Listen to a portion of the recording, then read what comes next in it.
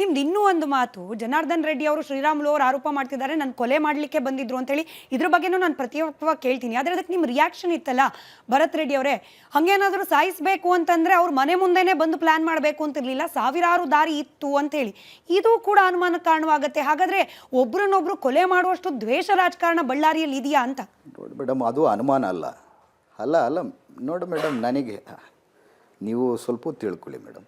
ನಾನು ಏನಂತ ಹೇಳ್ತಿದ್ದೀನಿ ಅಂತಂದರೆ, ಅದು ಎಲ್ಲಿ ನಾನು ಏನಂತ ಹೇಳಿದ್ದೀನಿ, ಕೊಲೆ ಮಾಡ್ಬೇಕಂದ್ರೆ ಇಲ್ಲಿವರೆಗೆ ಬರ್ಬೇಕೇನ್ರಿ, ಕೊಲೆ ಮಾಡ್ಬೇಕಂದವ್ರಿಗೆ ನೂರಾರು ದಾರಿಗಳು ಇರ್ತಾವೆ, ಇಲ್ಲಿವರೆಗೆ ಬಂದು ಕೊಲೆ ಮಾಡೋ ಅವಶ್ಯಕತೆ ಇಲ್ಲ ಅಂತ ನಾನು ಹೇಳಿರೋದು. ಅದು ಏನಂತ ಹೇಳಿದ್ದೀನಿ ನಾನು, ನನ್ನ ಮನೆ ಮುಂದೆ ಬಂದು ಕೊಲೆ ಮಾಡೋಕ್ಕೆ ಬಂದಿದ್ದಾರೆ ಅಂತೇಳಿ ಪ್ರೆಸ್ ಅವ್ರ ತಗ ಹೇಳಿದಾಗ ಪ್ರೆಸ್ ಅವ್ರು ಬರ್ತಾರೆ. ಯಾರನ್ನು ಕೊಲೆ ಮಾಡೋರು ಮನೆ ಮುಂದೆ ಬಂದು ಕೊಳ್ತಾರನಪ್ಪ. ಬೇರೆ ಬೇರೆ ರೀತಿಯಲ್ಲಿ ಯಾವ ರೀತಿಯಲ್ಲಿ ಮಾಡ್ತಾರೋ ಆ ರೀತಿಯಲ್ಲಿ ಮಾಡ್ತಾರೋ ಇದ್ದು. ನಾವು ಇಲ್ಲಿ ಬಂದಿರೋದು ಬ್ಯಾನರ್ ನೋಡೋಕ್ಕಂದ್ರೆ ಅದು ಕೊಲೆ ಮಾಡೋಕ್ಕೆ ನೂರಾರು ದಾರಿಗಳಿದೆ ಅಂತೇಳಿ ಅವರು ಚಿತ್ರ ನೋಡಿ ಮೇಡಮ್. ಅವ್ರು ಇವತ್ತಿಂದಲ್ಲ, ಅವ್ರು ಯಾವಾಗಲೂ ಮ್ಯಾನಿಪ್ಯುಲೇಷನ್ ಮಾಡ್ಕೊಂಡೆ ಬಂದಂಥವ್ರು.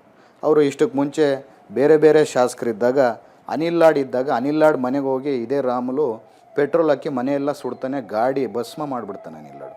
ಅಷ್ಟಕ್ಕೆ ಮುಂಚೆ ಬೇರೆ ಶಾಸಕರಿದ್ದಾಗ ಅವ್ರ ಮನೆಗಳಿಗೆ, ಬೇರೆಯವರು ಲೀಡರ್ಗಳಿದ್ದಾಗ ಅವ್ರ ಮನೆಗಳಿಗೆ ಹೋಗಿ ಇವರೆಲ್ಲ ದಾಂಧಲೆವನ್ನು ಮಾಡಿ ಏನೇನು ಕ್ರಿಯೇಟ್ ಮಾಡಬೇಕು ಮಾಡ್ತಾರೆ.